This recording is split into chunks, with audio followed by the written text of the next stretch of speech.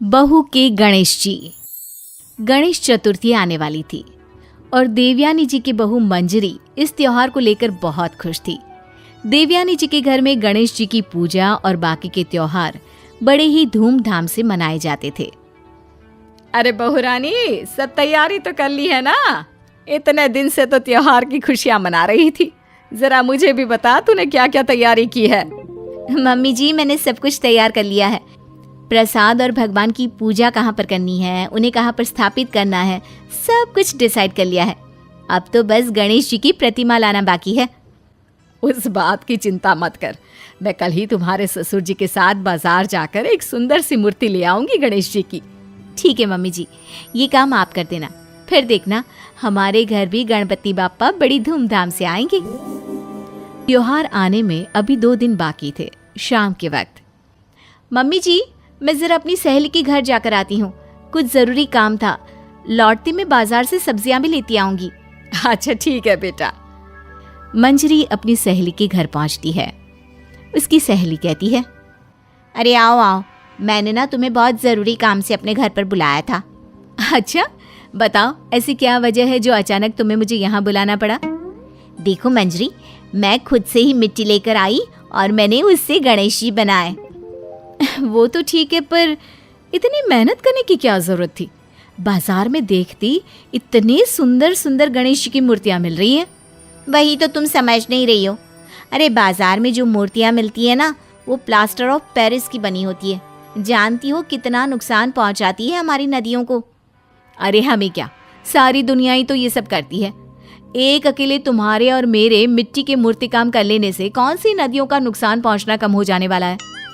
बस यही समझाने के लिए तुम्हें अपने घर बुलाया था। देखो, मैं तो कहती हूँ तुम भी अपनी मूर्ति खुद से बना लो। अरे नहीं नहीं, मुझसे इतनी मेहनत नहीं होती। कौन इतना काम करे? वैसे भी ससुराल में काम कम है क्या? और मेरी सासू माँ ने तो सारी की सारी जिम्मेदारी मेरे ऊपर छोड़ दी है। जैसी तुम्हारी इच्छा। मैं तो चाहती थी कि इस बार तुम भी अपने गणेश जी खुद ही बना लेती। इसके बाद मंजरी वापस अपने घर लौट जाती है और घर लौटकर ये बात अपने पति महेश को बताती है। जानती हो, मेरी सहेली मुझसे मिट्टी के गणेश बनाने के लिए कह रही थी। अरे ये तो बहुत अच्छा आइडिया है, तुम्हें अपनी सहेली की बात मान लेनी चाहिए थी। अरे लेकिन उसमें कितनी मेहनत लगती है और कितने सारे काम करने बाकी हैं अभी। अच्छा तो फिर ठीक है, जैसा तुम्हें ठीक लगे। अगले दिन सुबह के वक्त मंजरी गाय को खाना देने के लिए अपने घर से बाहर आती है। उसे अपने घर के पास सड़क पर दूर खड़ी एक गाय नजर आती है। मंजरी उसके पास खाना देने गई। उसने देखा कि गाय वहां सड़क पर पड़े प्लास्टिक के डिब्बे को चबा रही थी और देखते ही देखते वो डिब्बा गाय के गले में जाकर अटक गया। अरे कोई मदद करो, देखो ये गाय मर जाएगी, इसके गले में प्लास्टिक का डिब्बा अटका है। अरे बहन जी, ये तो रोज का काम है। कोई ना कोई कचरा प्लास्टिक यहाँ वहाँ फेंक देता है और बेचारे इन जानवरों के लिए मुसीबत हो जाती है। तभी मंजरी की आवाज सुनकर उसका पति महेश वहां पर आ जाता है। अरे क्या हुआ? सब ठीक तो है ना? इतने जोर से क्यों चिल्ला रही हो? अजी देखो ना, इस गाय के गले में प्लास्टिक अटक गई है। किसी भी तरह से बाहर निकालो, वरना ये बेचारी मर जाएगी। तुम चिंता मत करो, मैं कुछ करता हूँ। महेश किसी तरह गाय के मुंह से प्लास्टिक का डिब्बा निकाल देता है। ये तो बहुत अच्छा हुआ, आपने बचा लिया, वरना मैं तो देख ही नहीं पाती।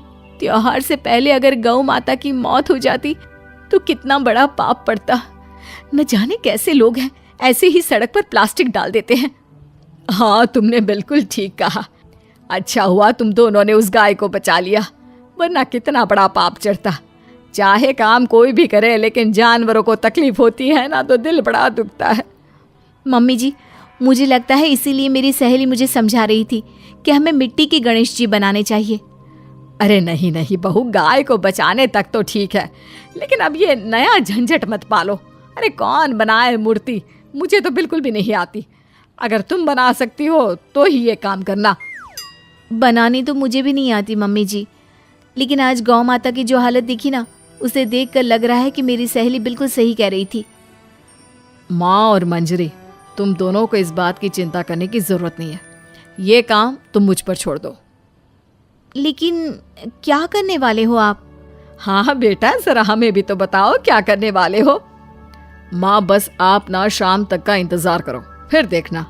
मंजरी और देवयानी जी को कुछ भी समझ में नहीं आता, लेकिन वो महेश के कहे अनुसार शाम होने का इंतजार करती है। शाम को जब महेश ऑफिस से लौटकर घर वापस आता है तो एक पैकेट में बहुत सारी गिल्ली मिट्टी लेकर आता है। अरे महेश बेटा, इतनी सारी मिट्टी क्यों लेकर आए हो? माँ, ये इको फ्रेंडली गणेश जी बनाना था ना, इसलिए। हाँ, लेकिन बहू ने बताया था ना कि उसे बनाना नहीं आता, और मुझे तो बिल्कुल भी नहीं आता बेटा। माँ, मैंने उसका इंतजाम भी कर दिया है। वो भला कैसे? ये देखो, YouTube पर अच्छी तरह से दिखाया हुआ है कि मिट्टी से गणेश कैसे बनाना है। अब हम दोनों मिलकर मिट्टी के सुंदर से गणेश बनाएंगे और अपने एनवायरनमेंट की सुरक्षा करेंगे। YouTube का वीडियो देख देख कर महेश और मंजरी ने गणेश जी की बड़ी ही सुंदर सी प्रतिमा बना ली। मंजरी ने अपने मोहल्ले की कुछ औरतों को भी वहां पर बुला लिया और उन सब ने मिलकर गणेश जी की खूबसूरत प्रतिमाएं बनाई। अरे वाह बेटा, ये भी खूब रही। भला हो उस गौ माता का, जिसकी हमने जान तो बचाई, पर बदले में वो हमें कितना अच्छा ज्ञान देकर गई। बिल्कुल ठीक कहती है मम्मी जी। और देखिए तो, इस बार वाले मेरे भगवान हर बार के भगवान से कितने ज्यादा सुंदर है। इस बार तो गणेश चतुर्थी का मजा ही आ गया।